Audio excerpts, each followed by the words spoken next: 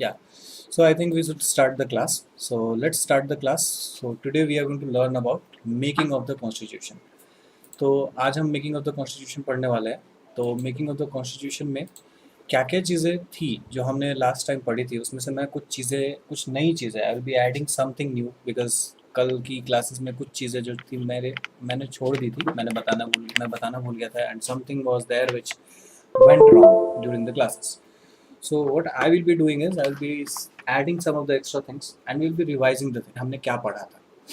तो if we will go for the revision test, ठीक है, अगर हम रिविजन करते हैं तो we were having constitution making and we were learning about constituent assemblies का जो आइडिया है वो कब आया था.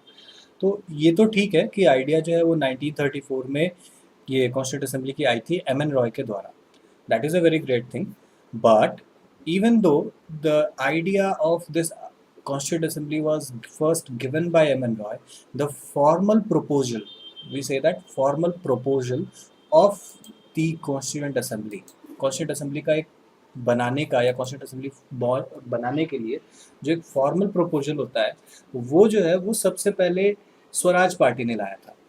अब स्वराज पार्टी जो है वो सबसे पहले उन्होंने डिमांड की थी कॉन्स्टिट्यूंट असेंबली की. तो फर्स्ट एंड फॉरमोस्ट जो इसमें हम ऐड करने वाले थे, और आई थिंक जो मैं भूल गया था वहाँ पे लिखना, सो दैट इज़ वन की 1934 में ही, इसी 1934 में ही हम लोग डेट ले लेते हैं 3 मई 1994. सो थर्ड ऑफ मे 1994 में स्वराज पार्टी ने, ठीक है, it is a Swaraj party अगर मैं आपको बताऊं तो स्वराज पार्टी जो थी that was child party of INC की एक पार्टी थी और वो आईएनसी के अंदर काम करती थी बेसिकली पहले.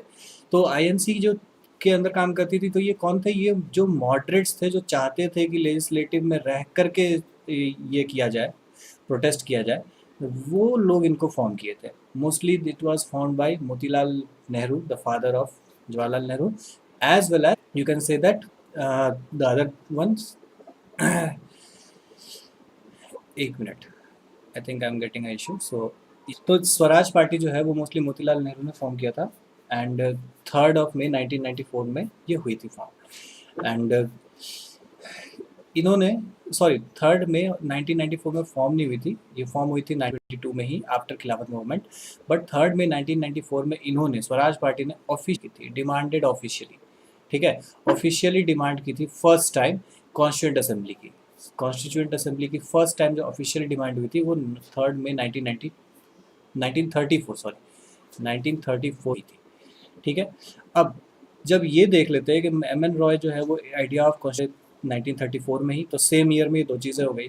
उसके बाद एक चीज़ है जो मैंने बताई थी कि इसको याद रखने की सबसे बेस्ट ऑप्शन है कि +1 ऐड करते जाओ आप, ठीक है, मतलब ईयर्स को जोड़ के पढ़ो कि कैसे क्या होगा आगे क्या होगा. तो 1934 के बाद आगे का जो होगा वो होगा 1 साल. तो 1 साल के बाद 1935 में आईएनसी, इंडियन नेशनल कांग्रेस ने ऑफिशियली डिमांड की थी कॉन्स्टिट्यूंट असेंबली की.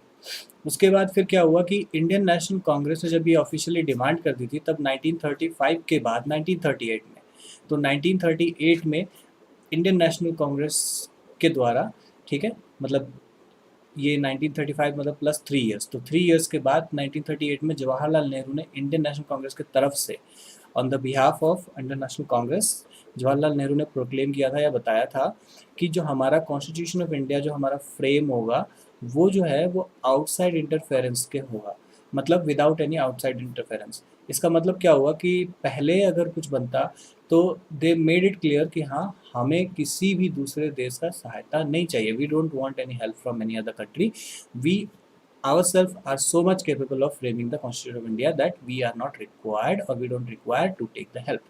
तो इसलिए उन्होंने कहा कि आउटसाइड इंटरफेरेंस नहीं चाहिए. After this we learned about adult franchise. तो एडल्ट फ्रेंचाइज के हिसाब से इलेक्शन होनी चाहिए कॉन्स्टिट्यूंट असेंबली के मेंबर्स की.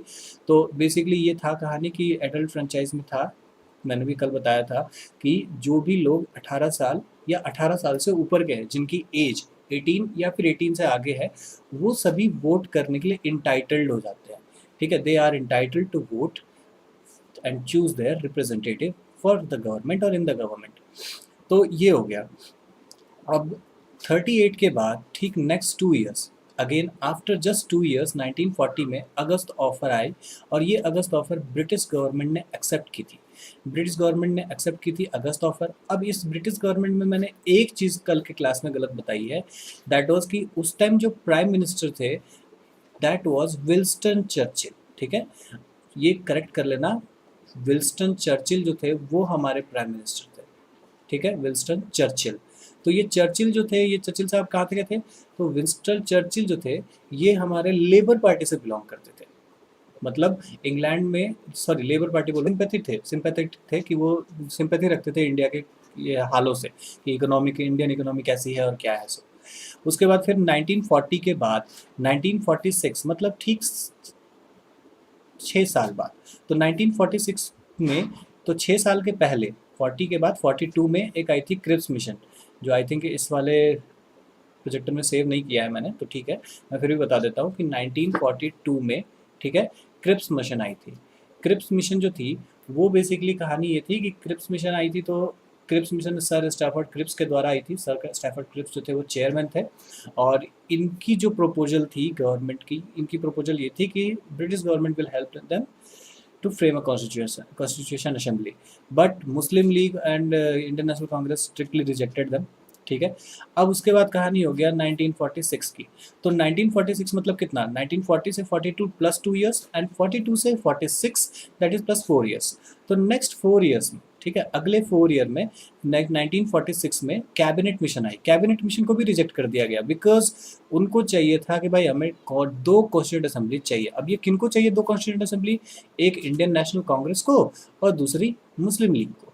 तो इनको भाई कॉन्स्टिट्यूंट असेंबली चाहिए था, बट वो चीज़ नहीं हो पाया। तो भाई ये था कि हटाओ, फिर तो वो कहानी बन गया कि नहीं होगा। लेकिन फिर उसके बाद 1946 के ही में ही जब हमारा कॉन्स्टिट्यूंट असेंबली बना, तो that was on the basis of cabinet mission, वैसा बोलते हैं। तो कॉन्स्टिट्यूंट असेंबली का हो गया कि कैबिनेट मिशन के तहत होगा। और जब कॉन्स्टिट्यूंट असेंबली 9 दिसंबर को फर्स्ट टाइम, पहली बार 9 दिसंबर को उन्होंने मीटिंग की थी। अब यहाँ तक तो ठीक था। अब मैंने आपको कॉन्स्टिट्यूंट असेंबली के, हम लोगों ने कॉम्पोजिशंस को पढ़ा था। तो कॉन्स्टिट्यूंट असेंबली का जब हमने कॉम्पोजिशन पढ़ा है, तो कॉन्स्टिट्यूंट असेंबली का कॉम्पोजिशन में हमने ये देखा था कि सीट्स जो थी वो क्या थी, मुस्लिम, सिख और जनरल के तहत वो डिवाइडेड थी कि मुस्लिम की कम्युनिटी के लिए, फिर सिख कम्युनिटी के लिए और फिर जनरल कम्युनिटी के लिए सीट्स अवेलेबल। जनरल में मुस्लिम एंड सिख को छोड़ करके जितने भी धर्म आते हैं, जितनी भी रिलीजन्स आते हैं, उन सभी रिलीजन्स और उन सभी सबकास्ट के लोगों को जनरल में बिलोंग करते थे। वो लोग जो लोग आते थे, वो कॉन्स्टिट्यूंट असेंबली की टोटल मेंबरशिप जो थी वो 389 थी। 389 मेंबरशिप कब थी? जब कॉन्स्टिट्यूंट असेंबली में इंडिया इंडिपेंडेंस एक्ट अप्लाई नहीं हुई थी, मतलब इंडिया इंडिपेंडेंस एक्ट आई भी नहीं थी। जब पहली बार कॉन्स्टिट्यूंट असेंबली फॉर्म हुई थी तो 389 मेंबर्स थे। 389 मेंबर्स में, ठीक है, एक चीज़ और इसमें मुझे ऐड करना था कि 389 मेंबर्स में जो होंगे वो आपको टोटल 15, मतलब 389 मेंबर्स अगर आप देख रहे हो तो 389 मेंबर्स में टोटल इसमें से जो 15 मेंबर्स होंगे, इसमें से जो 15 मेंबर्स होंगे वो फीमेल थी। एक्चुअली मैंने क्यों बताया, क्योंकि ये यूपीपीसीएस 2000 समथिंग लाइक, कुछ इसका मुझे अभी ईयर तो एग्जैक्ट याद नहीं है, बट यूपीपीसीएस के एग्जाम में, पीएससी के एग्जाम में पूछा जा चुका है कि ये कब आया था। ठीक है, तो यूपीपीएससी के एग्जाम में ये पूछा जा चुका है कि कितने मेंबर थे कॉन्स्टिट्यूंट असेंबली में। तो टोटल 15 फीमेल मेंबर्स थी कॉन्स्टिट्यूंट असेंबली में। अब था कि कॉन्स्टिट्यूंट असेंबली जो था वो partly elected, partly nominated body है, और ये इनडायरेक्टली इलेक्टेड है। ठीक है, अब इनडायरेक्टली इलेक्टेड है तो 389 जो है वो 2 पार्ट्स में डिवाइड हुई थी। एक तो था कि प्रिंसली स्टेट्स जो कि इनडायरेक्ट रूल में थे अंडर द ब्रिटिश, और डायरेक्ट रूल क्या था इन पे, क्राउन, ये वहाँ के राजा का, जो भी उस जगह के जो भी राजकुमार होते थे या राजा होते थे, they were ruling that particular state. तो इसलिए हम लोग बोलते हैं उसको प्रिंसली स्टेट्स। लेकिन बाकी जो ब्रिटिशर्स ने जो एनेक्स कर रखा था हमारे इंडिया के कुछ पार्ट्स को, उसको हम लोग गवर्नर प्रोविंस या फिर चीफ कमिश्नर प्रोविंस बोलते हैं। अब चीफ कमिश्नर प्रोविंस हमारे पास 4 थी। वो 4 चीफ कमिश्नर प्रोविंस यहाँ पे उसके नीचे लिखी जा चुकी है, दिल्ली, अजमेर, मेवाड़ और बलूचिस्तान, ये जो हमने पढ़ा था। And they were indirectly elected, और something like Indian National Congress को 2208 सीट्स मिली थी, मुस्लिम लीग को 73 सीट्स मिली थी, और बाकी दूसरे पार्टीज को 15 सीट्स मिली थी। ये हमें पता था। अब अगर आप देखोगे तो नेक्स्ट हमने पढ़ा था वर्किंग में भी थोड़ा सा कुछ ऐड करना था। वर्किंग में ऐड ये करना था कि पहली मीटिंग तो आपको पता है, टेम्पररी प्रेसिडेंट भी पता है, लेकिन राजेंद्र प्रसाद और ये जो वाइस एक मिनट।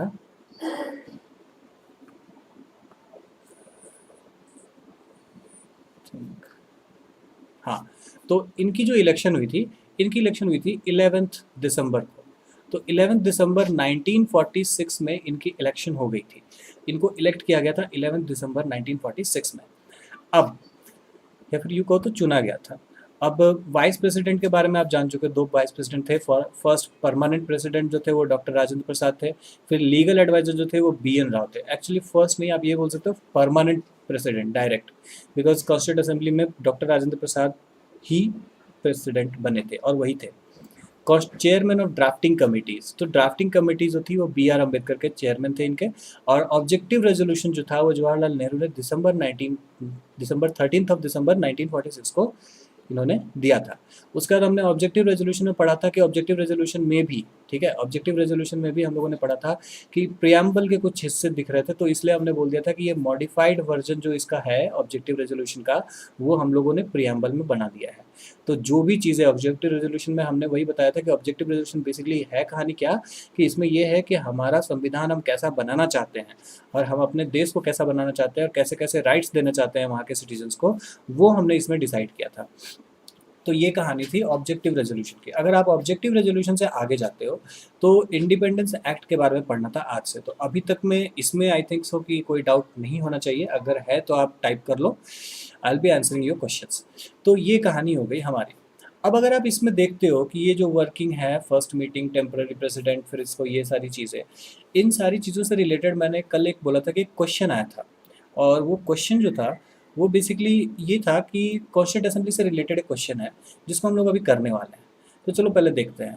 एक्चुअली ये बता दूं कि ये जो क्वेश्चन है, जो ये क्वेश्चन नंबर 39 आप देख रहे हो स्क्रीन पे, 39 इंपॉर्टेंट है। तो 39 क्वेश्चन, जो ये क्वेश्चन पेपर जो है वो यूपीएससी की पेपर है, और यूपीएससी की ये जो पेपर है वो किसकी है, तो ईपीएफओ की। ये जो 2017 में जो एग्ज़ाम हुई है ईपीएफओ की, वो इन्फोर्समेंट ऑफिसर और अकाउंट ऑफिसर के लिए, उनके क्वेश्चन पेपर में ये क्वेश्चन अवेलेबल थी कॉन्स्टिट्यूंट असेंबली की। तो कॉन्स्टिट्यूंट असेंबली की चलो क्वेश्चन देख लेते हैं एक बार कि कॉन्स्टिट्यूंट असेंबली की क्या क्वेश्चन थी। तो अगर आप इस 39 वाले क्वेश्चन पे अगर फ्रेम ये देखते हो, थोड़ा ध्यान देते हो, तो 39 वाला क्वेश्चन एक बार पढ़ के देखो कि क्या है। तो 39 वाला जो क्वेश्चन है, इसमें हम लोग देखते हैं कि क्या है कहानी और क्या था।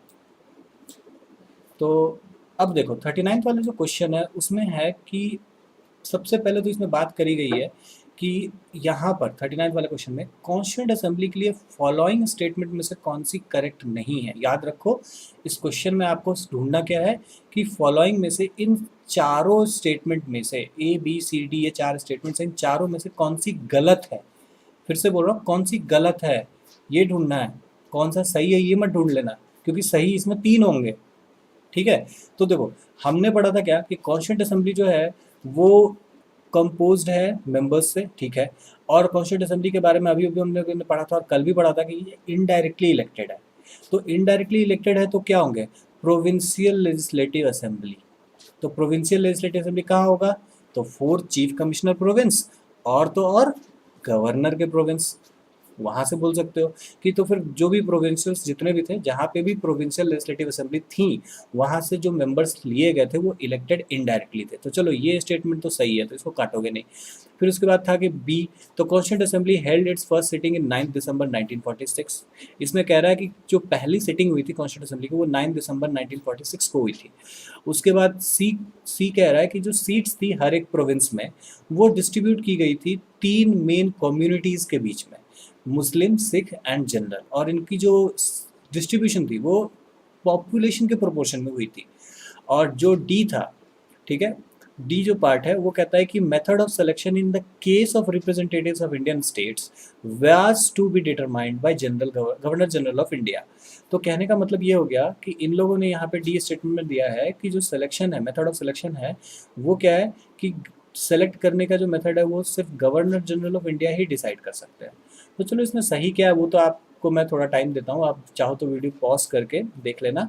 अदरवाइज आप अभी, आपको मैं 5 सेकंड का टाइम, ये लेट्स से कि 30 सेकंड्स का टाइम देता हूँ। 30 सेकंड्स में आप देखोगे इसमें से कौन सी आंसर सही होगी। सही आंसर चाहिए बट स्टेटमेंट सही नहीं होना चाहिए, ये याद रखना। आंसर हमें सही चाहिए लेकिन कॉन्स्टिट्यूंट असेंबली के बारे में वो आंसर जो हम चुनेंगे वो गलत होनी चाहिए। ठीक है, ये तो अच्छे से याद रखना। और ऐसे ऐसे क्वेश्चन ही आते हैं।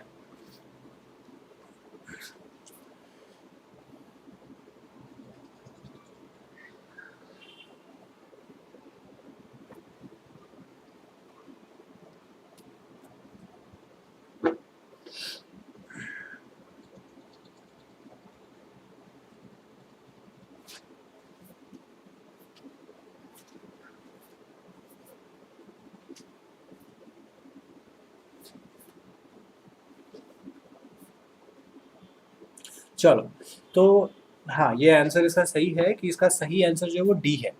तो इसका डी आंसर क्यों सही है? क्योंकि आपको मैंने पहले ही कॉन्स्टिट्यूंट असेंबली के कॉम्पोजिशन में बता दिया था कि जो इलेक्टेड थे वो क्या थे, मुस्लिम, सिख और जनरल कम्युनिटीज़ पे डिस्ट्रीब्यूटेड थे सारे सीट्स, ठीक है। तो वो प्रोविंस में जितने भी सीट्स होंगे वो सभी, अब जब सीट्स किन के लिए, ये जो मुस्लिम सिख जनरल है ये कहाँ पे डिवाइडेड होगा? ऑब्वियस बात है, जहाँ पे इलेक्शंस होंगे, जो नॉमिनेटेड मेंबर्स है उनके लिए सीट्स रिजर्व करने की क्या जरूरत? तो इंडियन स्टेट्स में, प्रिंसली स्टेट्स में जो था वो ये चीज़ नहीं था। बट ये कॉन्सेप्ट, अगर यहाँ पे ये कॉन्सेप्ट बताया गया है कि ईच प्रोविंस, तो भाई 100% सही है, ठीक है। दूसरी बात, कॉन्स्टिट्यूंट असेंबली की फर्स्ट सिटिंग जो हुई थी 9 दिसंबर 1946 में हुई थी, तो ये भी स्टेटमेंट सही है। अब अगर ए की बात करो तो ए में हमने पहले ही पढ़ लिया था कि कॉन्स्टिट्यूंट असेंबली का जो कॉन्स्टिट्यूशन है या फिर कॉम्पोजिशन है वो जो है वो इनडायरेक्टली इलेक्टेड या पार्टली नॉमिनेटेड है। मतलब कॉन्स्टिट्यूंट असेंबली खुद या तो इनडायरेक्टली इलेक्टेड है, नहीं तो पार्टली नॉमिनेटेड है। तो बेसिक कहानी ये है कि ए बी सी ये तीनों स्टेटमेंट सही है, लेकिन डी जो है वो गलत स्टेटमेंट है। तो इसके लिए सही आंसर जो होगी वो डी हो जाएगी, ठीक है। अब चलो अब आगे बढ़ते हैं। तो ये क्वेश्चन एक था जो कॉन्स्टिट्यूंट असेंबली की थी, और हम आगे अब पढ़ने वाले थे इंडियाज इंडिपेंडेंस एक्ट। एक बार मैं जरा देख लूं। चलो, तो अभी तक में तो सब कुछ सही है। लेट्स सो कि आगे देखते हैं कि अब क्या है। अभी तक में सारा कुछ सही है, अगर कुछ भी इश्यूज आते हैं तो मुझे बता दो, ठीक है। अब आगे पढ़ते हैं।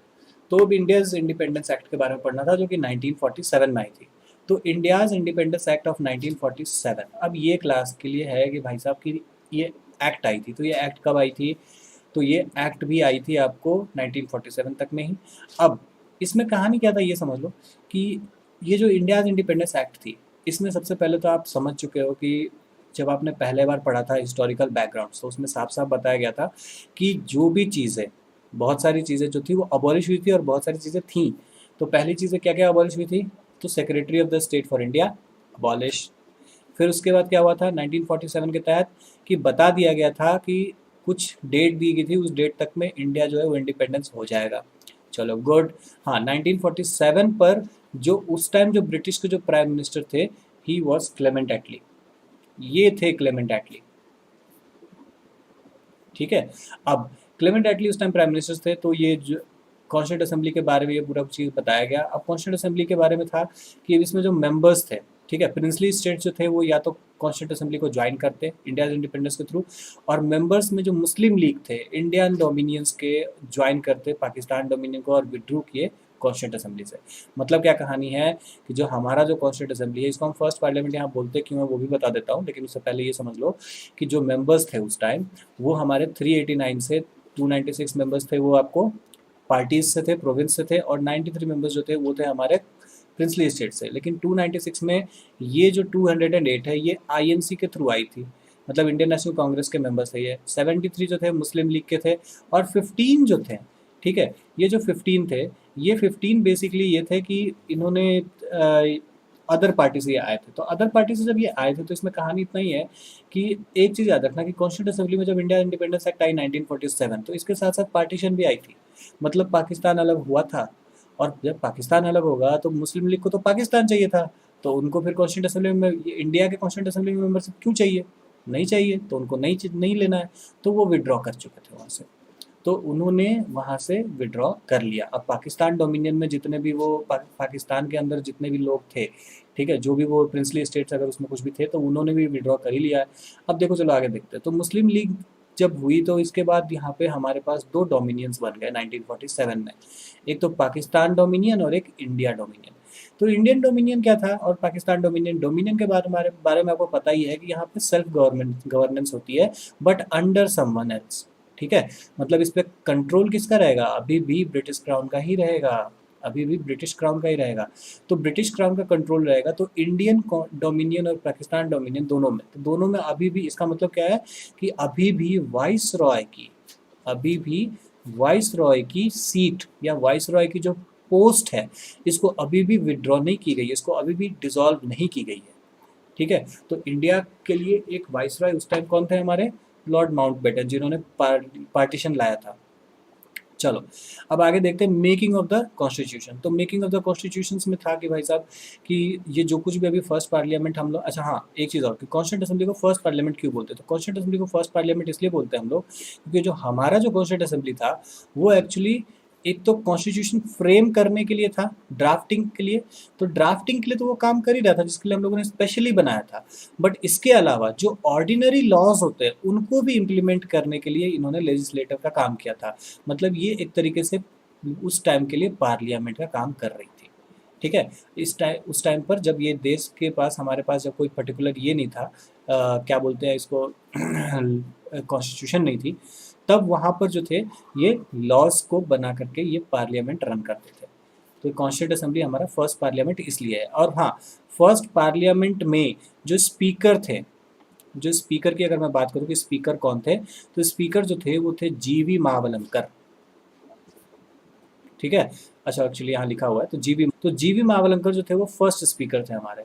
तो पार्लियामेंट, अब देखो पार्लियामेंट में, कॉन्स्टिट्यूंट असेंबली में फर्स्ट पार्लियामेंट क्यों, तो दो काम, एक तो मेकिंग ऑफ द कॉन्स्टिट्यूशन, दूसरा ऑर्डिनरी लॉज बनाना। एक मिनट, सॉरी, तो ऑर्डिनरी लॉज बनाना, तो ऑर्डिनरी लॉज बनाने के लिए जो थी इम्प्लीमेंट करने के लिए बेसिकली, तो वो पार्लियामेंट में होती थी। तो कॉन्स्टिट्यूंट असेंबली का ये दो काम था। अब मेकिंग ऑफ द कॉन्स्टिट्यूशन के टाइम पे चेयरमैन होते थे डॉक्टर राजेंद्र प्रसाद, और जब ऑर्डिनरी लॉज की बात आती थी, मतलब जब पार्लियामेंट की बात आती थी, तब जीवी मावलंकर हमारे स्पीकर हो जाते थे। तो ये हमारे स्पीकर साहब थे। और ये कब तक चला, ये दोनों काम एक साथ कब तक चला, तो ये एक साथ चला टिल 26 ऑफ नवंबर 1949। क्यों, क्योंकि 1949 में 26 नवंबर 1949 में हमने अपना कॉन्स्टिट्यूशन बना लिया था। We have successfully drafted our constitution till November 1949 और on November 1949। That's why from November 1949 हमारे पास जो था वो था कि मेकिंग ऑफ द कॉन्स्टिट्यूशन का काम खत्म हो गया था, लेकिन स्टिल बोल रहा हूँ, make a point, still constitution assembly या कॉन्स्टिट्यूंट असेंबली जो थी वो पार्लियामेंट का काम कर रही थी। ठीक है, उसमें कहीं पे भी मिस्टेक्स नहीं है। चलो अब ये कब तक करेंगी, तो जब तक इलेक्शन नहीं हो जाएगा और जब तक नया पार्लियामेंट नहीं बन जाता, and that was in 1951 I believe so. चलो आगे देखते हैं। तो कॉन्स्टिट्यूंट असेंबली, अब इंडियन इंडिपेंडेंस एक्ट जब आई तो मेंबरशिप पे क्या अफेक्ट पड़ी आप वो देखने वाले हैं। तो आप ये चीज़ तो जानते हो कि 389 से 296 जो थे वो प्रोविंस से थे, 93 प्रिंसली स्टेट से थे, 296 में 208 आईएनसी से थे, 73 एमएलसी से थे, और इसी में 15 जो थे वो अदर से थे। ये तो इसको पता था, लेकिन जब मुस्लिम लीग वहाँ से निकली, जब constituent assembly India's independence act आया और कॉन्स्टिट्यूंट असेंबली स्पेशली इंडिया के लिए बना, तो इंडिया की constituent assembly, not Pakistan, it's India's. ठीक है, ये इंडिया की जो कॉन्स्टिट्यूशन असेंबली है, इसमें क्या था कि टोटल मेंबरशिप हो गई घट के 299 में 229 इलेक्टेड थे एंड 70 प्रिंसली स्टेट से थे।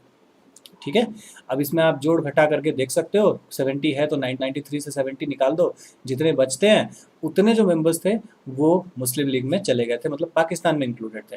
296 टोटल इलेक्टेड मेंबर्स थे, 229 उसमें से निकाल दो, तो जितने मेंबर बचेंगे वो भाई साहब आपके यहाँ के ही होंगे, इंडिया के, उसमें इंक्लूडिंग 208 ऑफ आईएनसी भी मान सकते हो।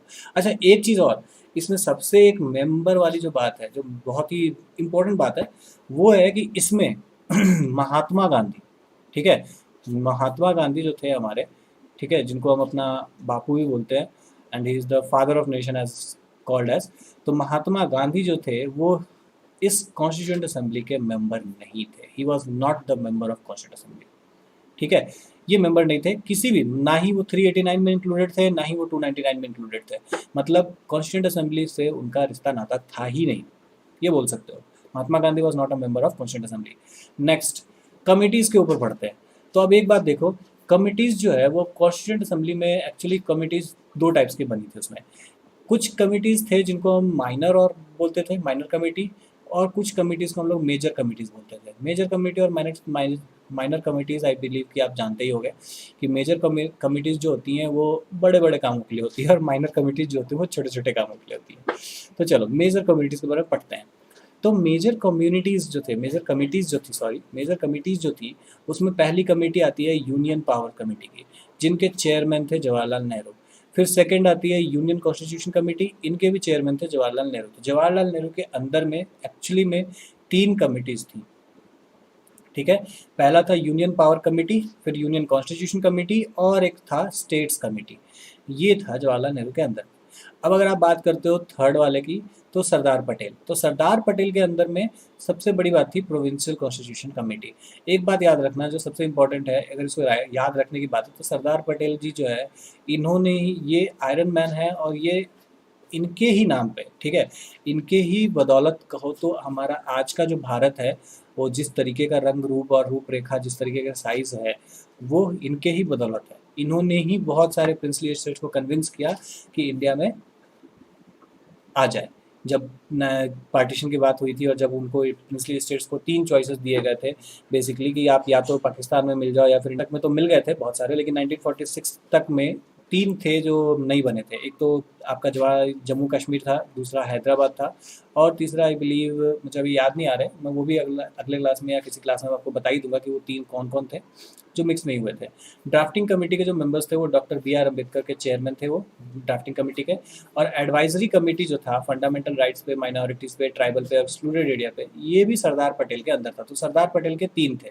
सरदार पटेल के लिए ये दो सरदार पटेल के लिए ये 2 कमिटीज़ थी जो जिनके वो चेयरमैन थे, प्रोविंशियल कॉन्स्टिट्यूशन कमेटी और एडवाइजरी कमेटी और fundamental rights, minorities and tribal and excluded area.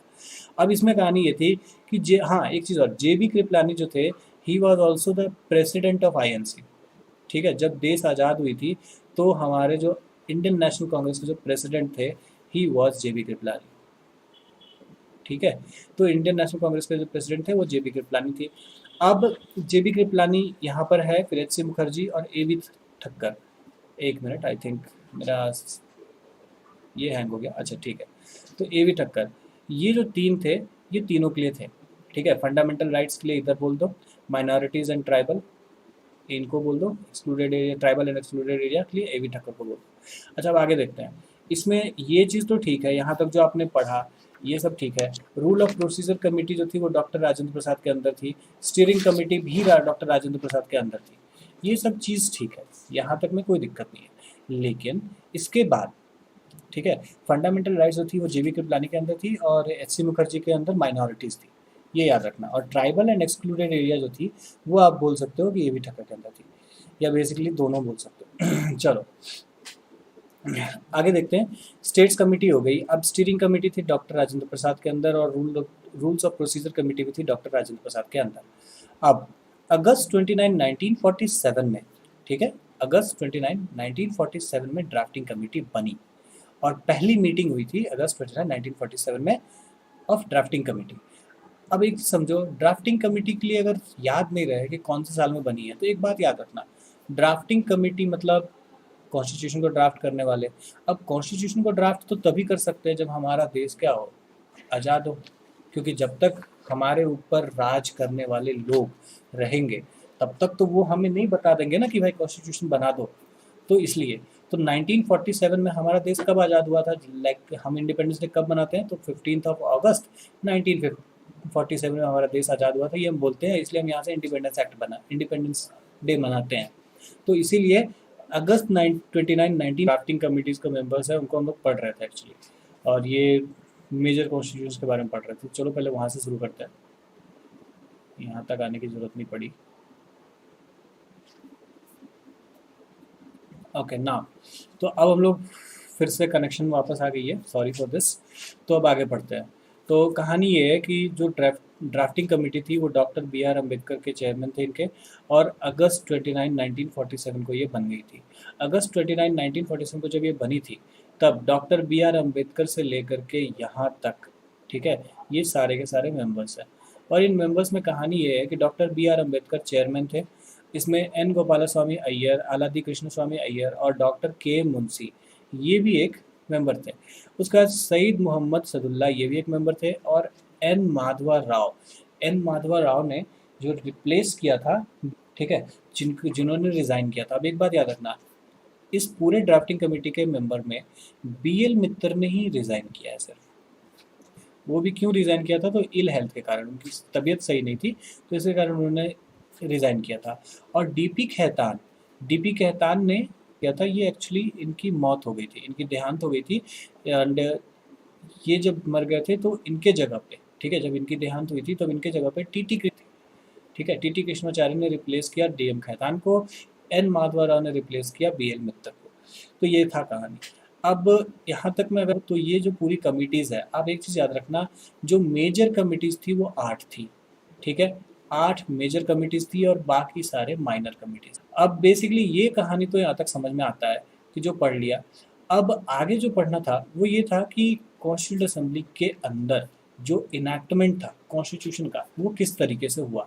तो कॉन्स्टिट्यूशन का जो इनैक्टमेंट था उसमें याद रखना कि पहली जो फाइनल ड्राफ्ट थी वो नवंबर 4 1948 को हुई थी। नवंबर 4 1948 को पहली ड्राफ्ट आई थी, फिर उसकी रीडिंग हुई, फर्स्ट रीडिंग, फिर सेकंड रीडिंग हुई, और फाइनल रीडिंग जो हुई थी वो नवंबर 14 1949 को हुई थी। अब फाइनल रीडिंग और थर्ड रीडिंग, फर्स्ट रीडिंग, ये सबसे क्या मतलब है ये समझ लो पहले। तो ये रीडिंग इसलिए होती है क्योंकि हर किसी को एक बार में हर चीज़, ठीक है, मंजूर नहीं होता, ये कह सकते हो।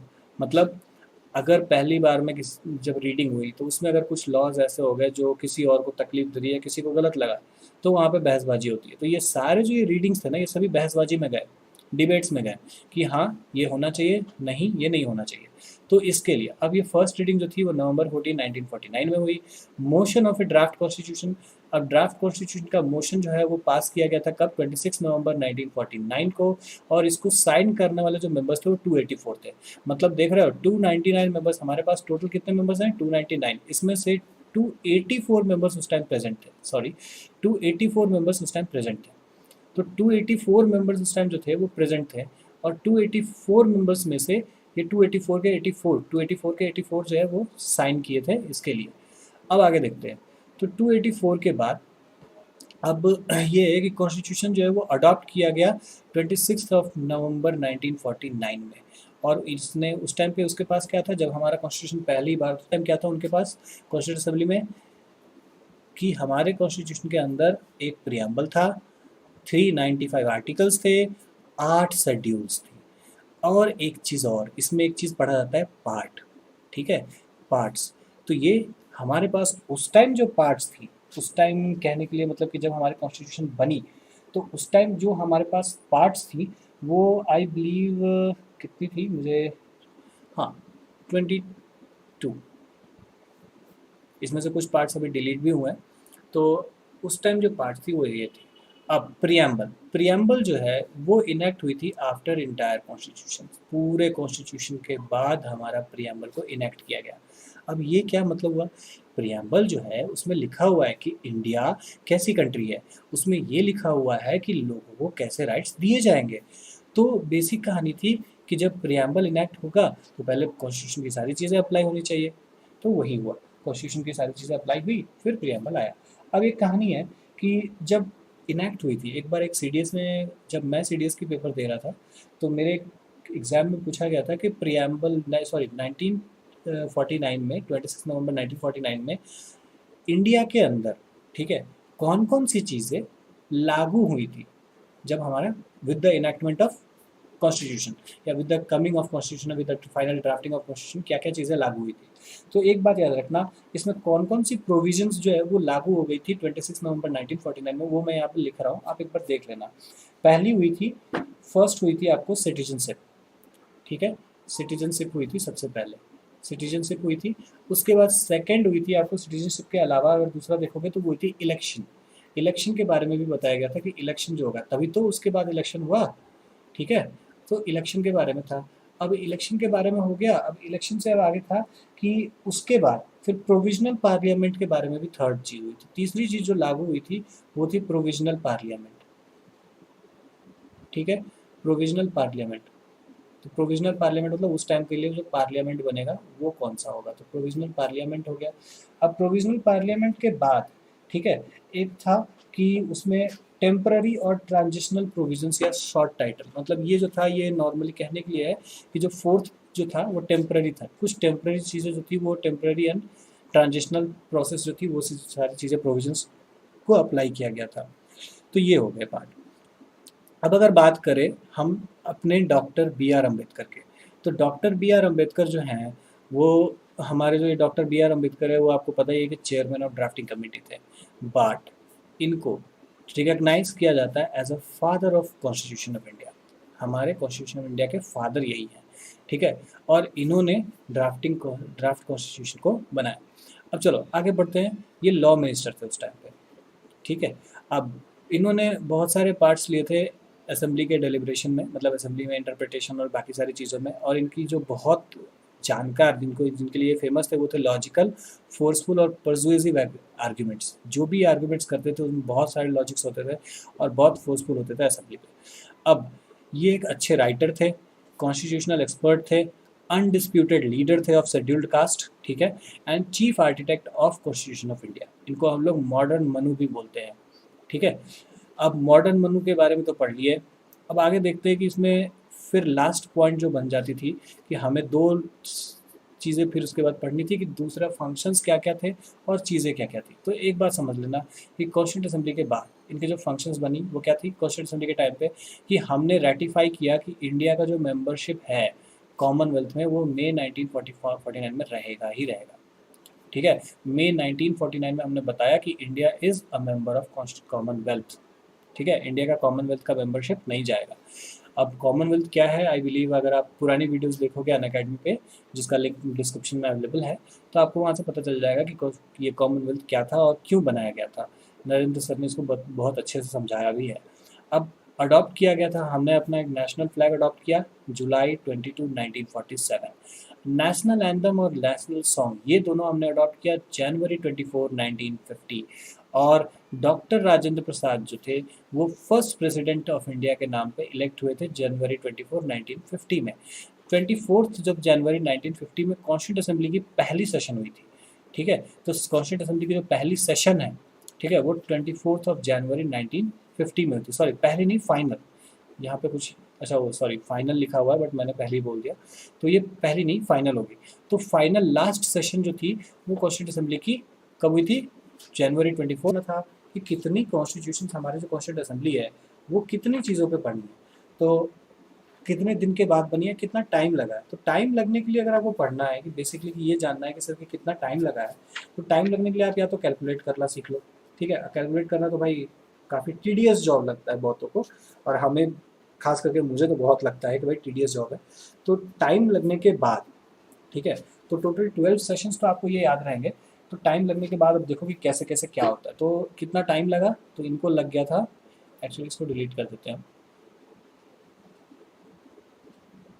12 सेशंस हुई थी। अब देखो, तो 12 सेशंस के बाद, ठीक है,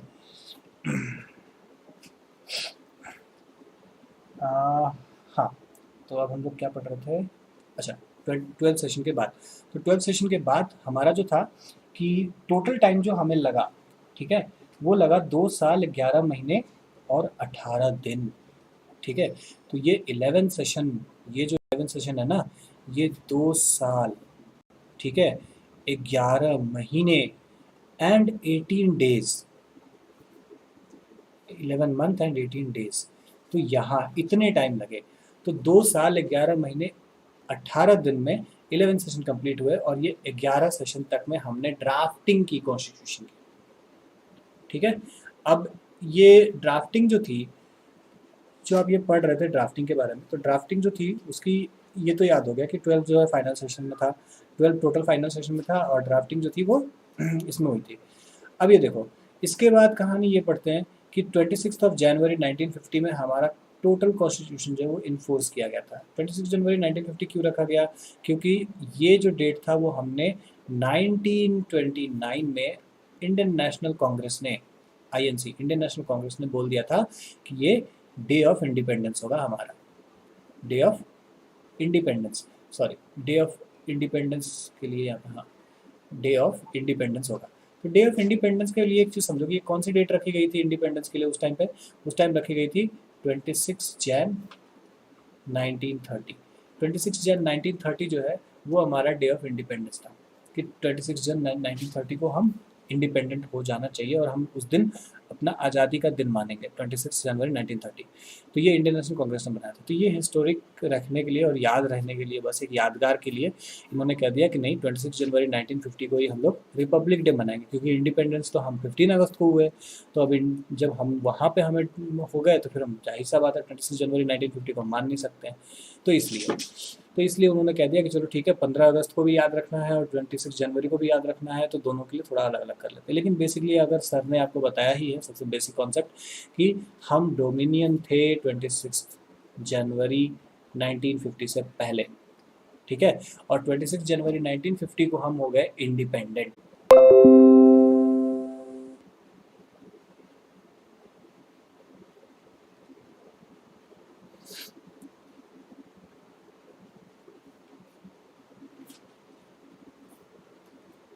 ओके, आई थिंक थोड़ा सा ब्रेक हो गया है, तो कनेक्शन ब्रेक हो गया था, तो मैं फिर से पढ़ा देता हूँ। इसी स्लाइड को मैं फिर से पढ़ाऊंगा।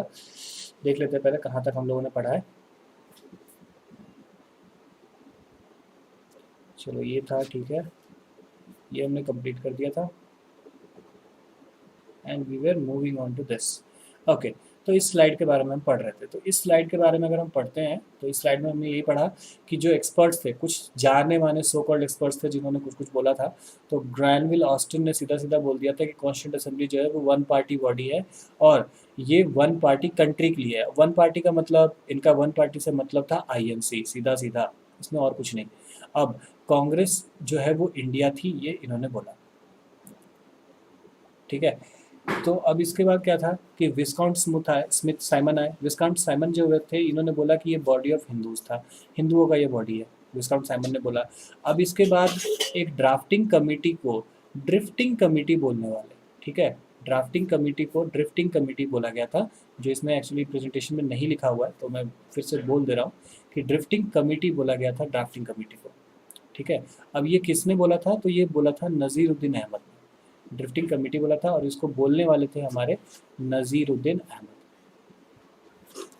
तो नज़ीरुद्दीन अहमद जो थे वो इसको बोले थे ड्रिफ्टिंग कमेटी। तो ड्रिफ्टिंग कमेटी, और हाँ एक चीज़ और, नज़ीरुद्दीन अहमद जो थे ये मेंबर थे कॉन्स्टिट्यूंट असेंबली के, कॉन्स्टिट्यूंट असेंबली के ये मेंबर बन चुके थे और मेंबर थे, और इन्होंने ये कंप्लेन की थी कि ड्राफ्टिंग कमेटी ने बहुत टाइम लगाया कॉन्स्टिट्यूशन बनाने में। अब उसके बाद कुछ इंपॉर्टेंट फैक्ट्स है जो कि आपको याद रखने हैं। तो जो इंपॉर्टेंट फैक्ट्स है जिसको याद रखना है वो यहाँ पे है। तो उसमें था कि भाई साहब हमारा जो एलिफेंट है, एलिफेंट हाथी, ये अडॉप्ट किया गया था symbol as a seal of constituent assembly, ये हो गया। फिर बी एन राव को अपॉइंट किया गया था एज अ कॉन्स्टिट्यूशनल एडवाइज़र या लीगल एडवाइज़र। फिर कैलीग्राफर का मतलब आप समझते ही हो, जो कैलीग्राफी करते हैं। तो प्रेम बिहारी नारायण रायजादा ये इंग्लिश के कैलीग्राफर थे, और वसंत कृष्ण वैद्या ये जो थे वो हिंदी के कैलीग्राफर थे। नंदलाल बोस और बेओर राम मनोहर सिन्हा, इन्होंने डेकोरेट किया था हमारे कॉन्स्टिट्यूशन को। तो कॉन्स्टिट्यूशन की जो थिक बहुत मोटी मोटी किताबें जो है उसको डेकोरेट करने का काम नंदलाल बोस ने और बेओर राम मनोहर सिन्हा ने किया था। हिंदी टेक्स्ट जो कॉन्स्टिट्यूशन ऑफ इंडिया का है वो था 58 कॉन्स्टिट्यूशनल अमेंडमेंट एक्ट 1987 में आर्टिकल 394A में लाया गया था, ठीक है। अब इतना तो ठीक है, इस चीज़ में जो कुछ भी आपने पढ़ा इसमें कोई दिक्कत नहीं था। नंदलाल बोस के बारे में और ये सारी चीज़ें जो भी है आगे हम लोग अभी और पढ़ने वाले हैं, तो इसको इतना के लिए आज के लिए बस इतना ही है। इसमें कुछ भी अगर डाउट हो तो आप टेलीग्राम पे ज्वाइन करके पूछ सकते हो, टेलीग्राम का लिंक भी हमने नीचे डाल रखा है। और अगर इसके अलावा अगर कोई भी डाउट आता है, ठीक है, तो आप वो भी आप पूछ सकते हो, लेकिन हाँ सब्जेक्ट से रिलेटेड, ठीक है, पढ़ाई से रिलेटेड, सब्जेक्ट से रिलेटेड अगर कुछ डाउट है तो आप वहाँ पूछ सकते हो टेलीग्राम पे। We will be happy to solve the doubts, इससे हमारी भी नॉलेज बढ़ती है